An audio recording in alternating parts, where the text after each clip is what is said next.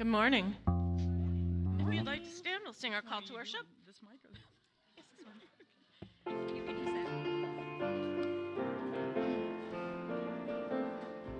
that. This joy I have, the world didn't give it to me.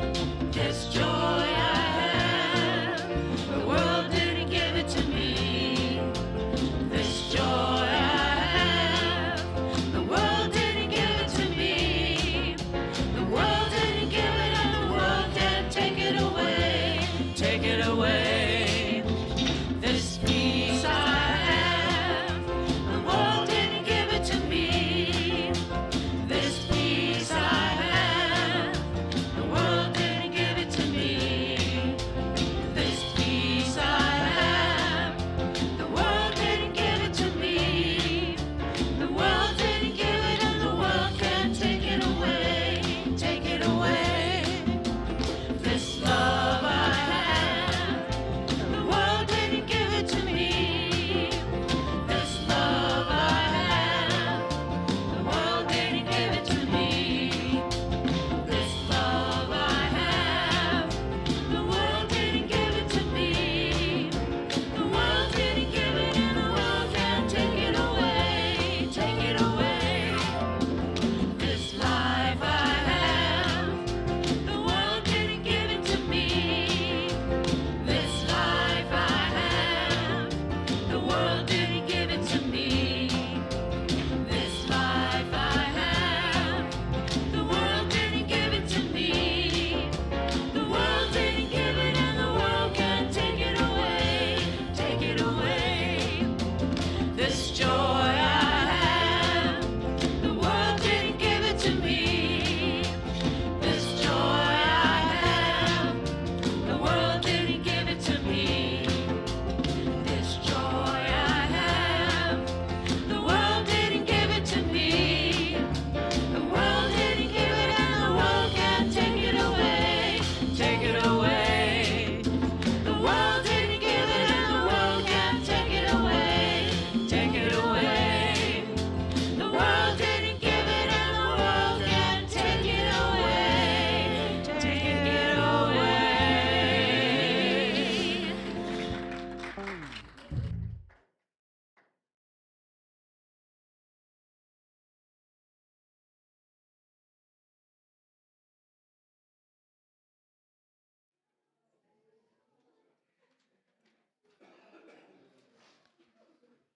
Good morning. Now wait till you stop talking. Yeah. Well, my name is Michael Robold, and I'm pleased to be the worship assistant on a wonderful, beautiful Mother's Day. And we want to give thanks for all those who have served as mothers, grandmothers, aunts, neighbors, teachers, and that even includes men, because we're all doing what every child needs, and we should be thankful that we've had such good role models in our lives, and we too are serving. Anyone new here today, we welcome you, as well as anyone watching on YouTube. And if you're new to Unity, all I can say is that we do have materials that give you further information about what Unity is all about. Basically, Unity is practical Christianity with, as Bob White would say, a lot of optimism. As you who were here last week may remember, Bob stood up in his short sleeve shirt and declared summer was here.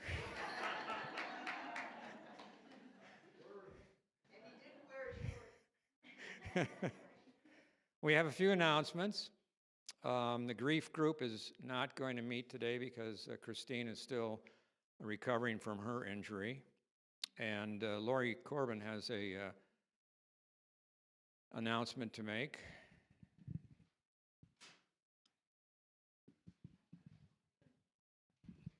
We're almost done raking the leaves. I figure we put in about 18 hours so far, and we're about 2/3 done, so there's a whole bunch of leaves in the back. There's leaves by the driveway. There's leaves in the trenches. So if anyone wants to come and help at a leaf raking and blowing party next Saturday morning, 10 to 12, I have a sign-up sheet out there. And if you'd like to come during the week, I have a tarp out by the shed, so you could rake leaves onto that. And we're almost done, okay?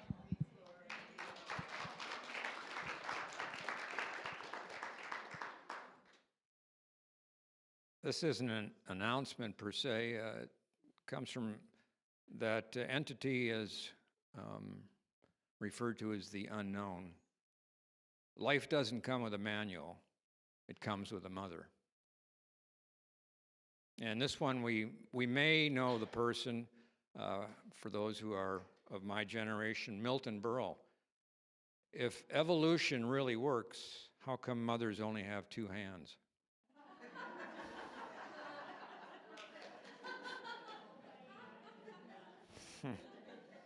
Oh, there's one more. And I'm sure everybody knows who Betty White was. She said, if it is never easy being a mother, if it were easy, fathers would do it.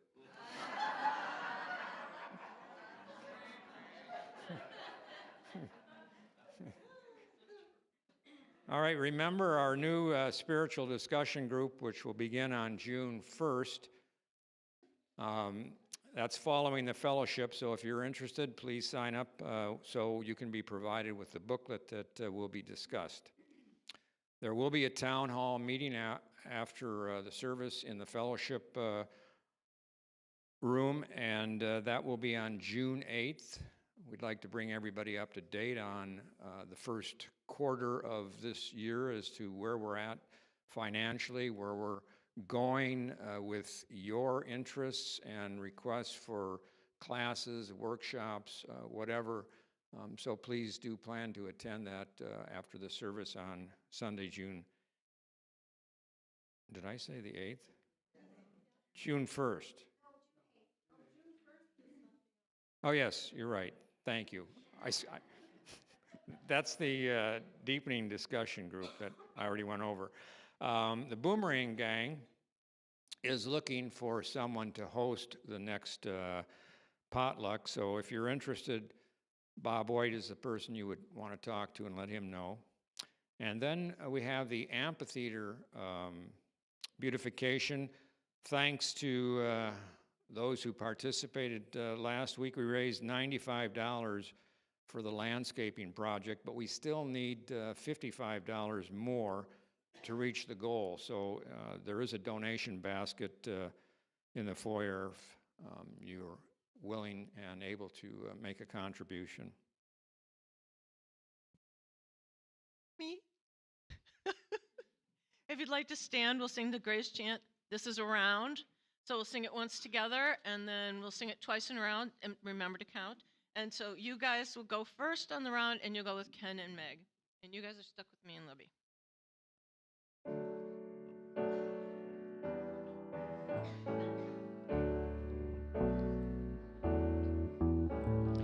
Into thy hands I commit my spirit. Thy will is my will. Heal me at death, so that I may glorify God. Reveal that which needs to be revealed. Heal that which needs to be healed, so that I may glorify God. Into thy hands I commit my spirit. Thy will is my will.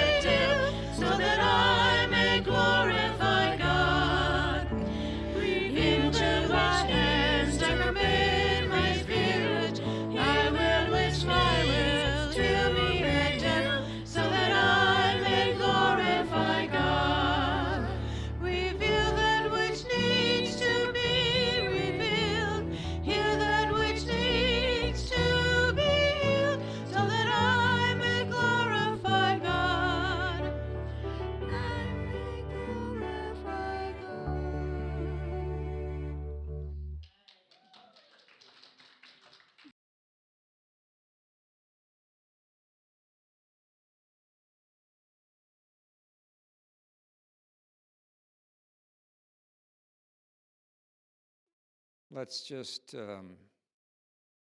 find that place within,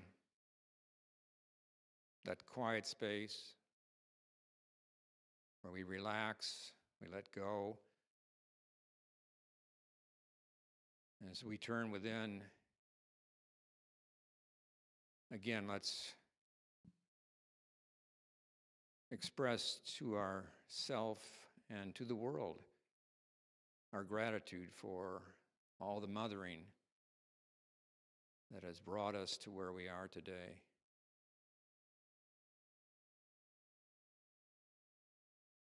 And as we look at the beauty that surrounds us, certainly our gratitude and our responsibility for her welfare is the greatest mother ever, Mother Earth. And so it is. Amen.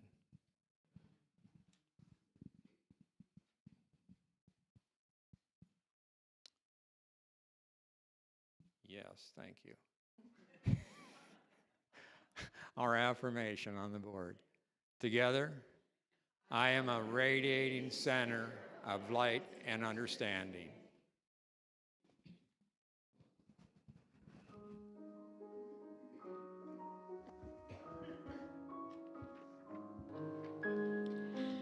Come into the silence, rest for a while, release all the cares of your day. Come into the silence, quiet your mind. Spirit has something to say.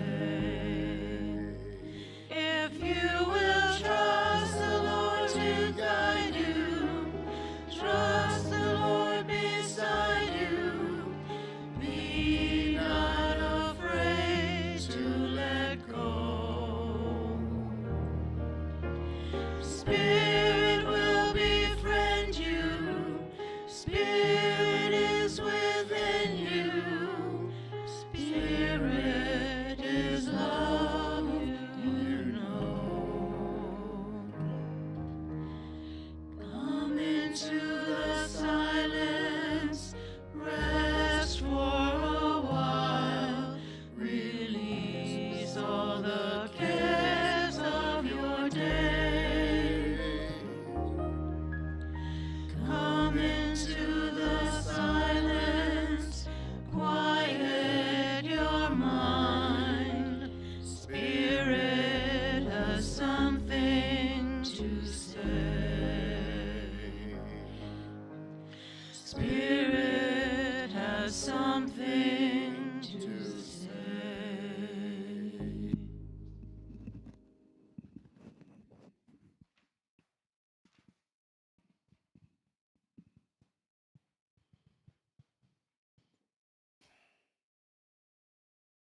Oh, what a wonderful way to take us into that time of meditation. And during this time of meditation, perhaps we could place our left hand on our right shoulder, and likewise the right hand on the left shoulder. And just give yourself a little hug. And think about all the people in your life, especially your mother.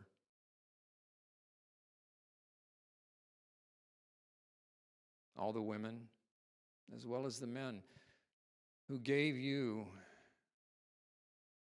their love, took care of you, fed you, guided you, maybe hovered over you a little bit. But it was all about their concern and wishes that everything would be wonderful in your life.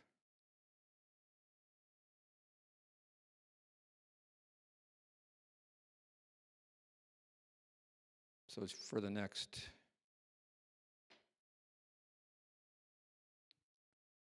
minute or so, just spend this quiet time reflecting on any and all of those special people who you're so grateful for their presence in your life.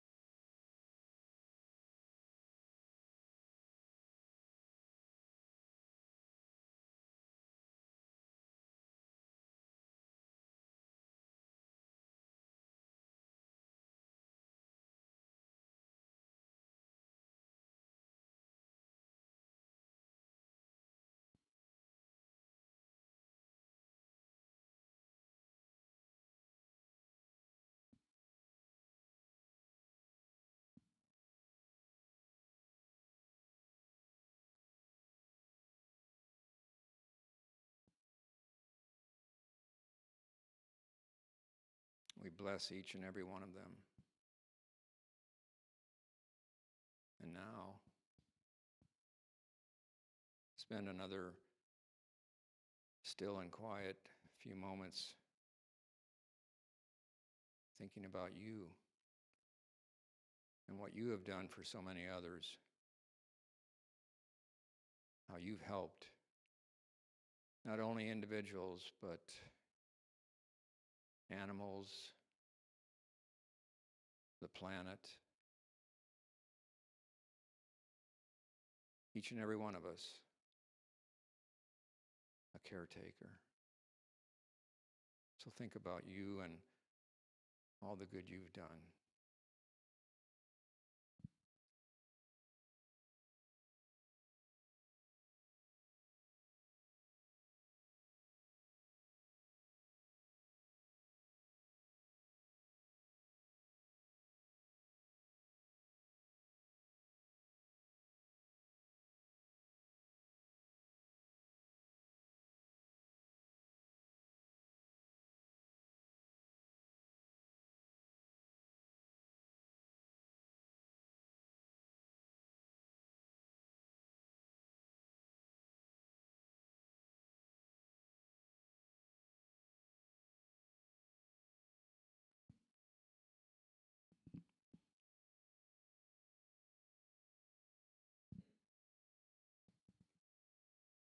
And of course,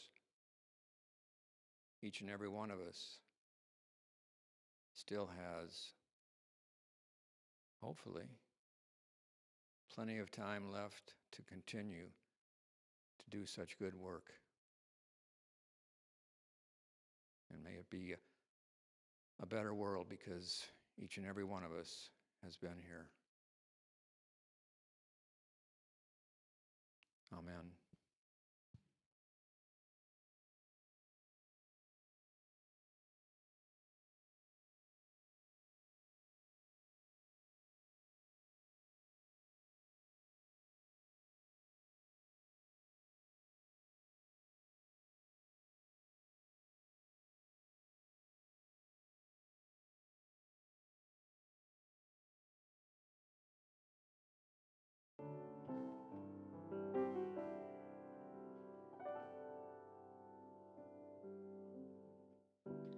When you're weary, parched or broken, come to the well.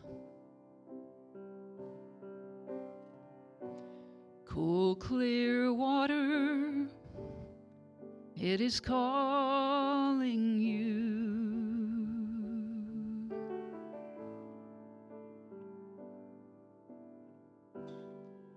Beggars, sinners, teachers, saints, come to the well.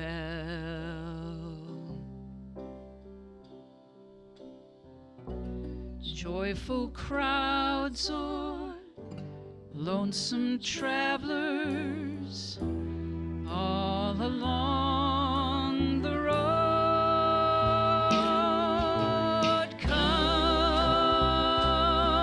to the well, drink your fill. Come to the well and heal.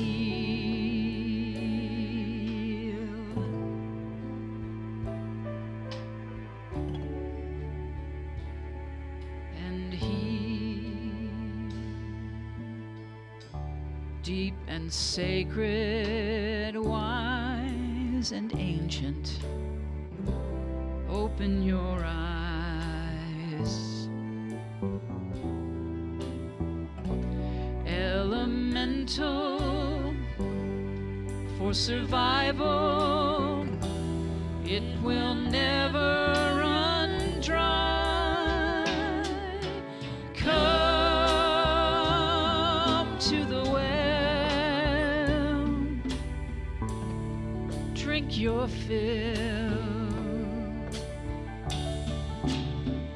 Come to the well and heal.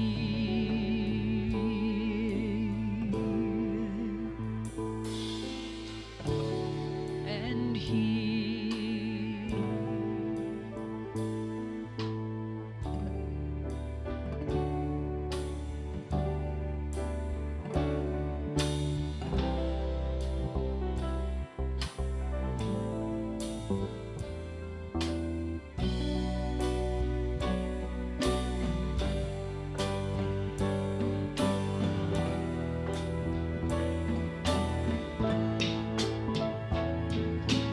Come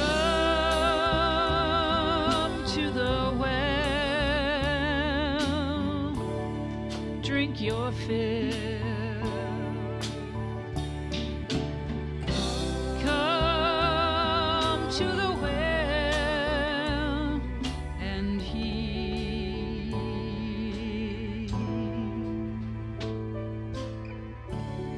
And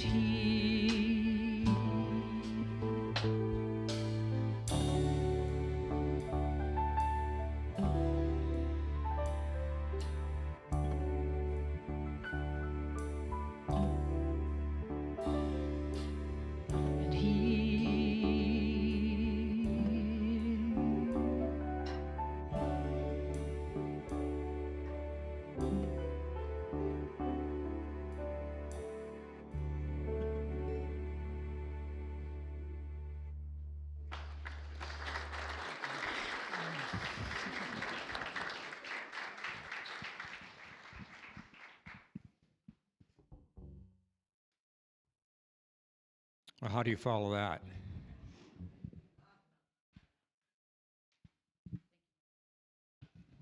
Thank you so much. Good morning and happy Mother's Day. Come to the well, come to the well, come to the well, that ever flowing, never running dry source of love and compassion and the presence.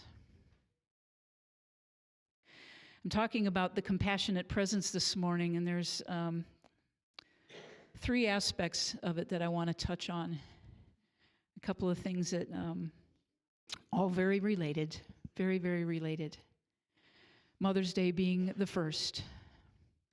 In any way that you celebrate it, contemplate it, exonerate it, liberate it, meditate on it. I want to read you the one of my colleagues. This is from he has his ministry, his focus ministry is called Spiritual Passages, and he researches and pulls quotes and things from books on any, like there's, I think the resource in his database now is 17,000 topics. And he's a tremendous resource for a lot of my talks, and so I just want to give a shout out to Reverend Scott Aubrey, excuse me. And he's this interesting thing, and I didn't know this. He said some people think of Mother's Day as a Hallmark holiday, a time for brunches, flowers, and frantic last-minute cards. But its roots are deeply spiritual and fiercely activist. The original vision wasn't just about celebrating moms, it was about empowering them. Anna Jarvis, who founded the modern U.S. Mother's Day in 1908, was inspired by her own mother, Anne Reeves Jarvis, a Civil War-era peace activist who organized Mother's Day work clubs to improve sanitary conditions and lower infant mortality rates. After the war, she hosted Mothers' Friendship Days to promote reconciliation between Union and Confederate soldiers. Mother's Day, in its original intention, was a moral call to action, not just a sentimental gesture. Even earlier, Julia Ward Howe, the abolitionist and the author of the Battle Hymn of the Republic, issued a Mother's Day proclamation in 1870. It was a radical pacifist appeal for women to unite and demand an end to war. She urged mothers everywhere to rise up in the name of peace. I did not know all of that, and it is fitting, particularly today and particularly in this time where the divine feminine is so incredibly, I think, necessary and ready to explode in its resurgence of being an honored place and being an honored part of our spirituality. It's half the population. It is half of our spiritual being. I have a lot of quotes today, just so you know, and it keeps me on the page and it keeps me on script, on track. Just this morning, many of you familiar with Father Richard Rohr? Yes, okay. And the Center for Action and Contemplation in Albuquerque, New Mexico. And his writing this morning was called Our First Glimpse of Love. He says, most people experience unconditional love not through the image of a man, but through the image of a woman. In most cases, their mother. It seems that for much of the human race, the mother is the one who first parts the veil and allows us to glimpse what love is through experiences of grounding, intimacy, tenderness, and safety. Things that most of us associate with God at God's best. One of the disappointing things I've witnessed as a priest and a spiritual director is how many people operate from the opposite of that, from a toxic and negative image of God. Nothing wonderful and nothing transformative is ever going to happen as long as that's the case. And he goes on to talk about one of the reasons that he started to do men's work and men's healing work and getting in touch with the divine feminine was that he realized that an awful lot of people didn't experience, expect, or trust that beloved relationship through the masculine. The more cultures he traveled to around the globe, the more he became convinced that the universal nature of what he calls the father wound, it seems to be that wound that many people cannot break through. It's that fear of God. In his writing this morning, he adds author Shannon Evans and considering the importance of allowing both the masculine and the feminine qualities in our experience of God. She says the feminine elements of God are an important balance to the masculine ones. If all we've known is the divine God, is the Father, we are walking with a spiritual limp. Yes, even those of us who were lucky enough to be raised to see him as a loving, tender father rather than aloof or stern. The masculinity of God is not the culprit here. The imaging God as male is valuable and good for our spiritual selves, but left unbalanced, a belief in a God who is exclusively male can lead us down a road of legalism, perfectionism, fear, self-criticism, and a plaguing sense of self-unworthiness. Sadly, many of our religious experience have been marked by such things. On the other hand, when we integrate the divine feminine into our understanding of God, we find we have an easier time internalizing compassion, inclusivity, radical acceptance, justice for the outcast, and unconditional love. In my own life, the divine feminine has offered me a maternal invitation to rest and be present. In other words, coming back again and again to the well to heal. After a lifetime of assuming that striving and sacrifice would always be required for my spiritual growth, this was good news indeed. And Father Rohr concludes, whoever God is somehow profoundly revealed in what it means to be feminine and masculine.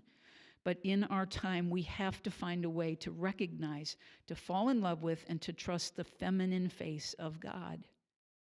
Most of us were not given that face in our churches, although we Catholics resolved it in an ingenious way through Mary. She, for many people, has become the accessible, trustworthy, safe face of God. So the divine feminine and what we celebrate. The divine feminine is not all just soft and love and compassion and rest. It is the seat of creativity. As Hildegard of Bingen says, the reality of the divine feminine is its various manifestations, such as the cosmic Christ or the divine image in all beings, as life and therefore as the goddess who is in all of nature, as the God within of mysticism, as the motherhood of God. Have you thought about that? If we put Mary in that role, the divine feminine gave birth to God.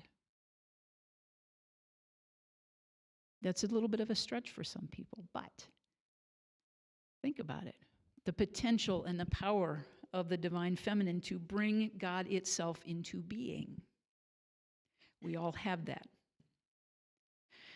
The divine feminine as love, as the lady who made everything in creation an original blessing, as the democracy of the Holy Spirit, as the omnipresence of creativity, as the love of Mother Earth, as the fierceness of the warrior, as the work of compassion, as the igniting of wisdom that we are all born with, which is feminine, as wild woman, as relationship that penetrates everything, as keeper of the fire.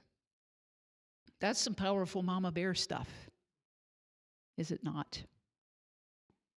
Unconditionally fierce and loving at the same time.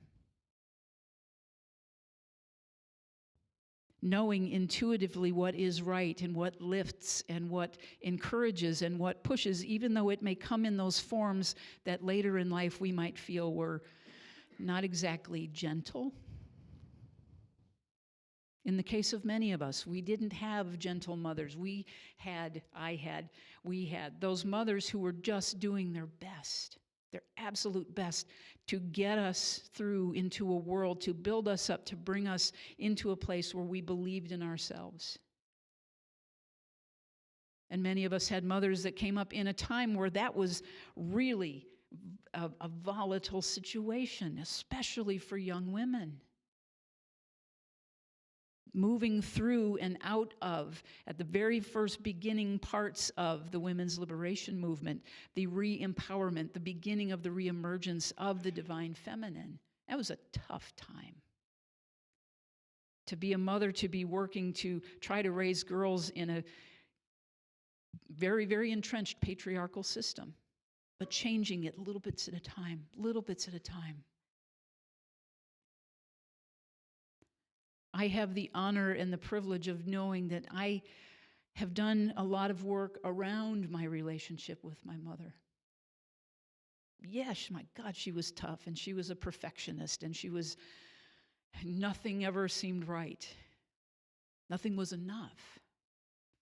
But I stand from this place today so very grateful for those things that she taught me, because she did give me an incredible toughness, an incredible strength to tolerate things that for most people are intolerable. And there are days when I'm like, why am I putting up with this? Oh, because I was taught how to manage to do it. And what I recognize in this day, on this Mother's Day, and now almost 8 years after my mother's passing, she made me one tough cookie. She made me a survivor. Whether by design or default, I'm still here because of her. It reminds me of a story that I heard of a cadet in a police academy who was going through his interview process in his last exams, and the question was put to him, so what would you do if you actually had to arrest your own mother? And his answer was, I'd call for backup. That's, yeah.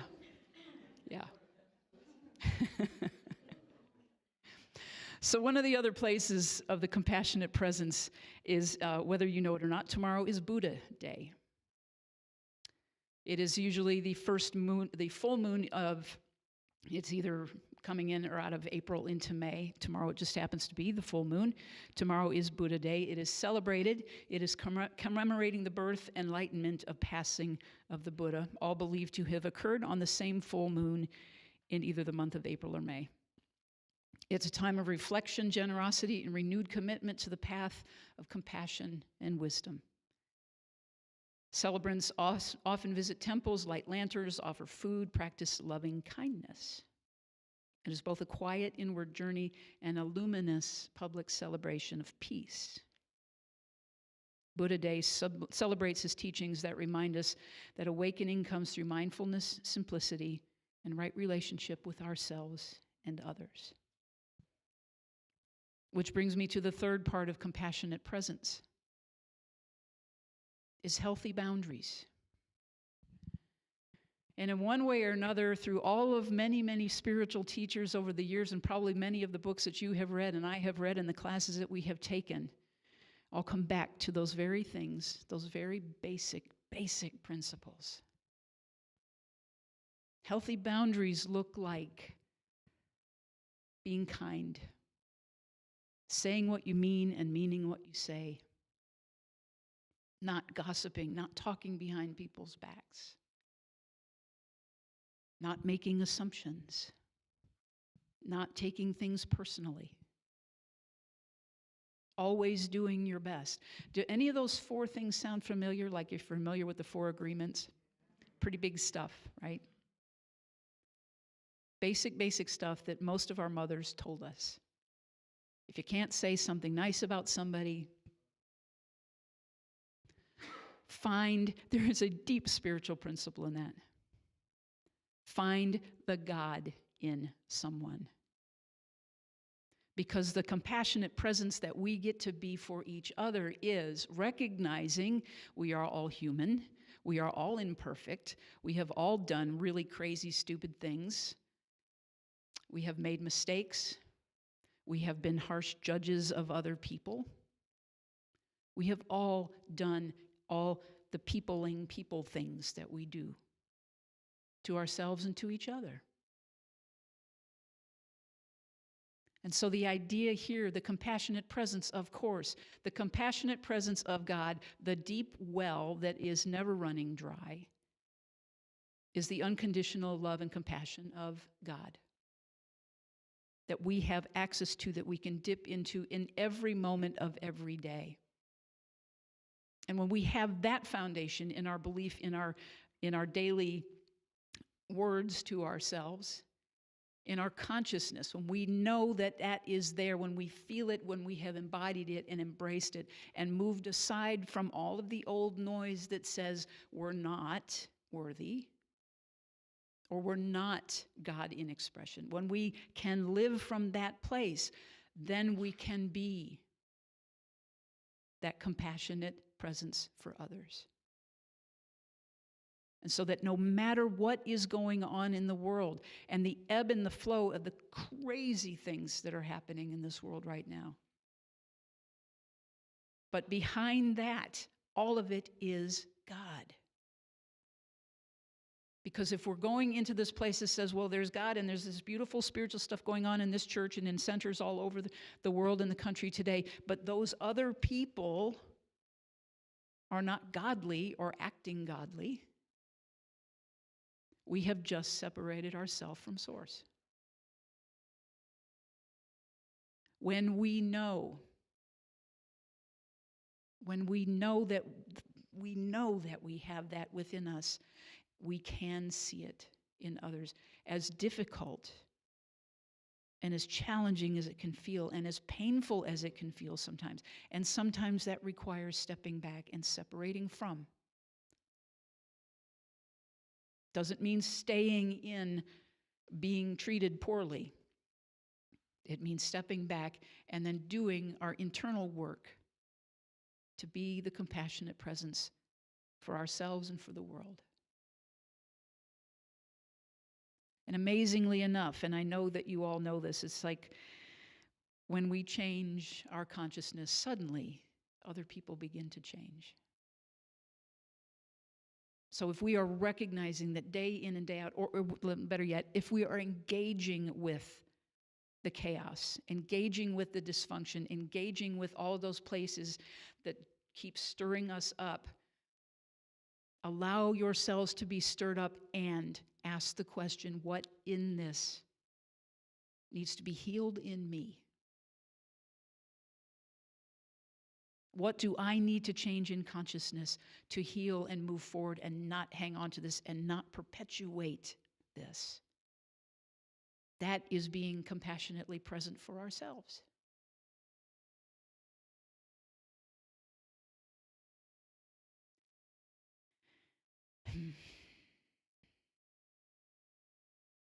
There is so much good in the world.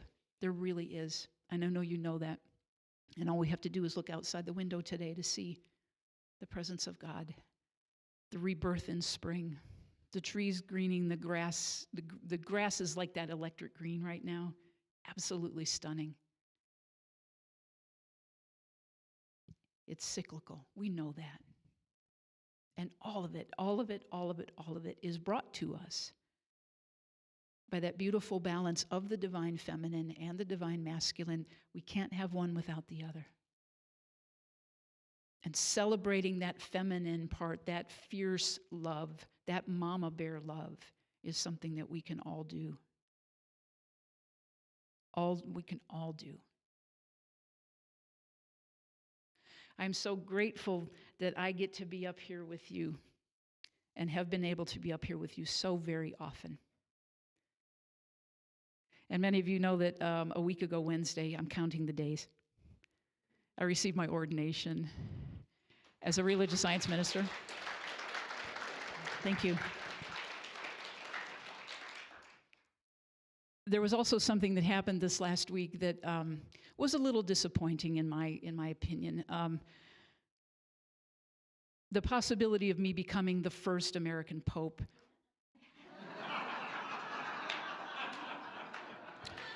It's off the table now.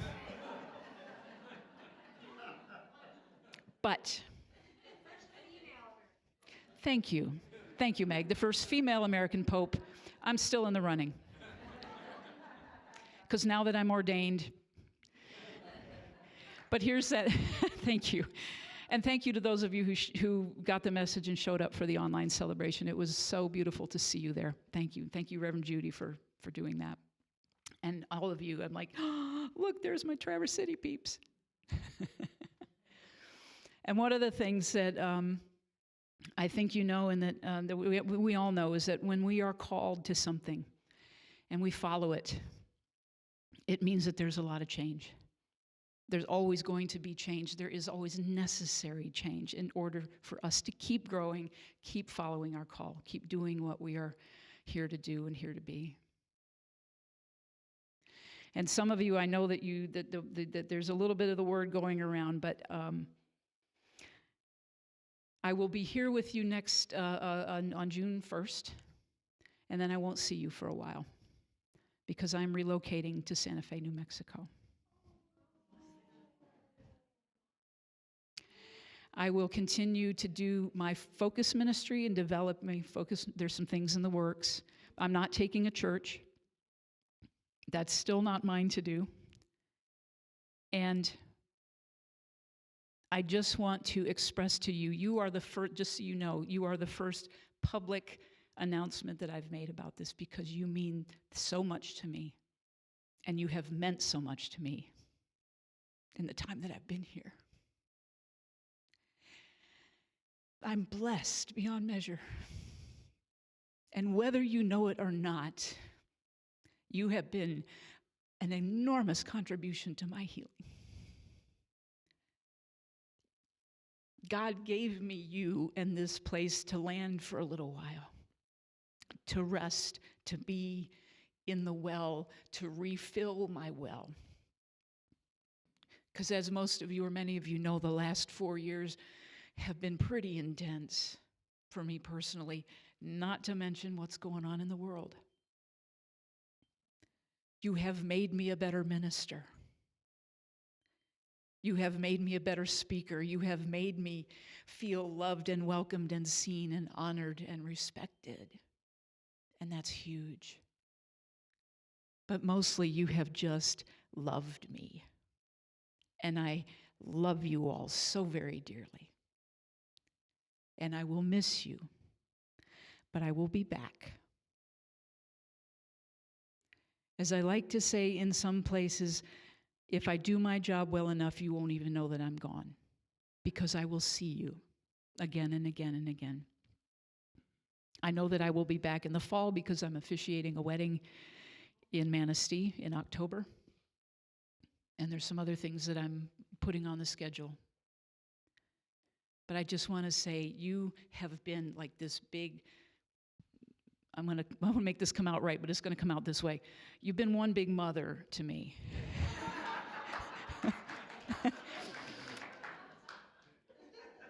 So thank you for that. Thank you for all of the opportunities. Thank you, Bob. Thank you, Libby. Thank you to the board. Thank you to the musicians and Carol. And my gosh. I will be back on June 1st, and then it'll be a little while. But I'll be in touch when I'm going to be back in town. But there are a lot of good things coming. And it's time. It's time for me, the mother of me, to nudge me out of the nest. So thank you and bless you. Bless you. Thank you, thank you, thank you. I love you all.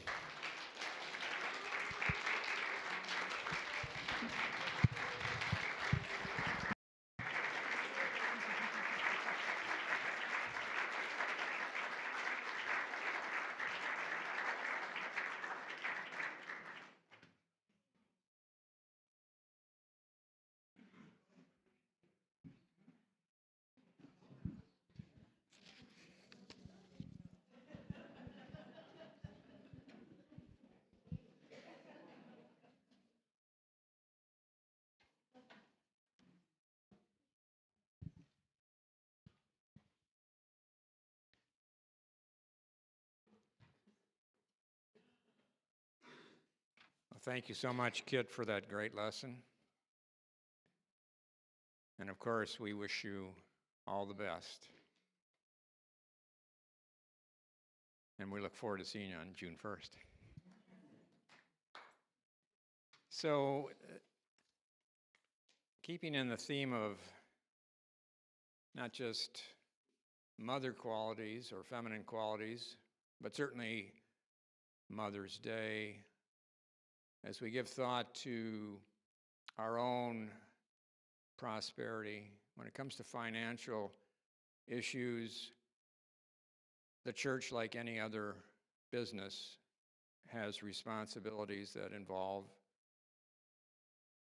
electrical bills and so on and so forth. So as you hold in your hand what might be your offering today, give thought to not just your mother, but perhaps your father as well, who exemplified generosity. And as we look around the country today, think of the women who are leading the way with their vast amounts of money and doing their best to give it away. Giving it away because you all know the more you give, the more you get. So as we hold those love offerings in our hand, let's together bless our prosperity and the planet's prosperity. Together, our prosperity comes from our conscious awareness of God as our source and supply.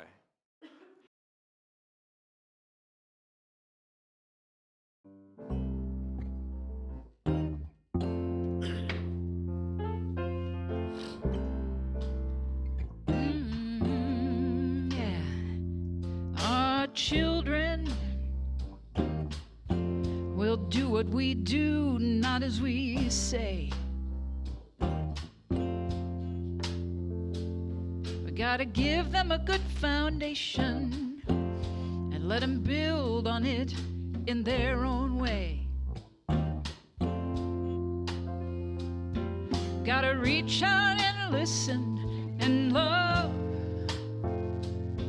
Let them know they're gonna make it, even though it might get tough. Mothers and daughters, fathers and sons, it goes on.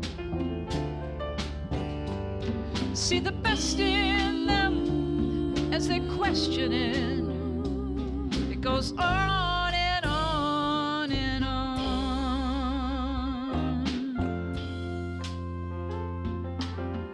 Oh yeah. Our parents might judge what we do as we make our own way. I gotta give them all forgiveness. They're doing the best they can every day. I gotta reach out and listen and love. They got so much to teach us. Let that be enough. Mothers and daughters, fathers and sons, it goes on. See the best in them as they're questioning. It goes on and on and on. Silver thread, the book of life. Choose whatever metaphor you like. This crazy old planet keeps spinning round the sun. It goes on. Mothers and daughters, fathers and sons, it goes on. See the best in them as they're questioning. It goes on and on and on. On and on and on. It goes on and on and on and on. It goes on and on and on and on.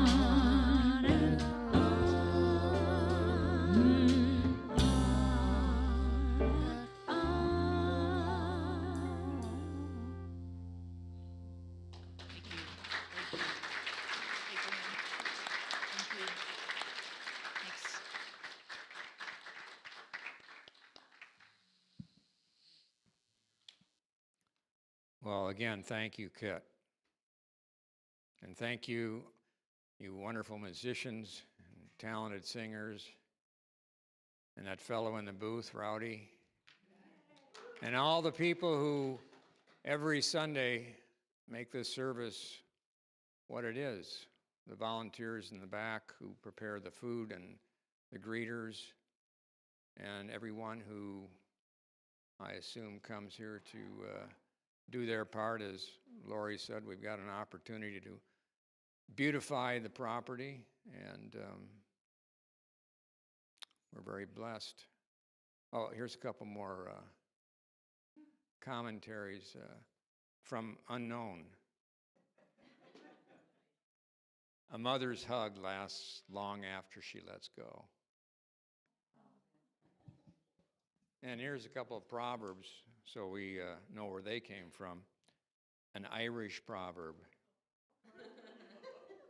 A man loves his sweetheart the most, his wife the best, but his mother the longest. Hopefully the sweetheart and wife are the same person. And the Chinese proverb, there's only one pretty child in the world, and every mother has it. So again, if you're here for the first time, our greeters have packets. Remember to sign up for any of the events that are upcoming. Refreshments and fellowship in the back. Prayer chaplains here in the hall for anyone who's in need of just that compassionate person, a great listener, and perhaps just to be heard and know that your prayers and our prayers are working together. So let's gather in our traditional circle.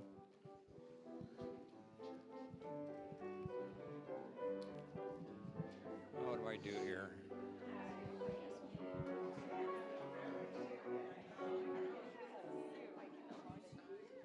I can't hold your hand yet. We can hook hands. We can hook arms.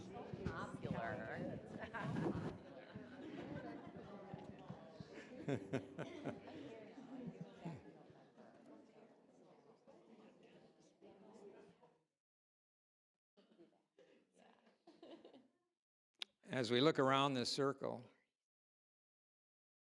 let's give thanks for all the friendships that have been made here. And give thought to all the people that we've met here who aren't here.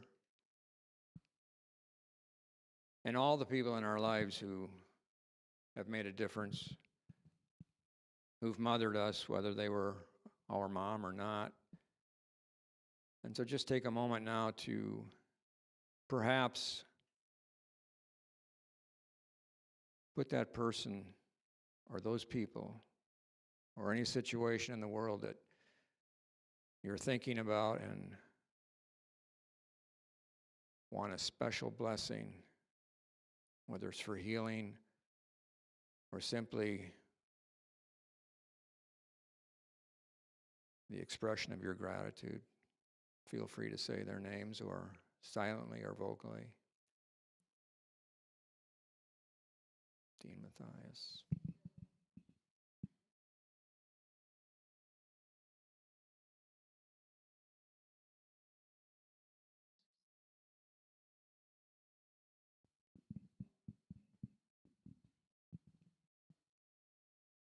I know that our thoughts indeed are very powerful.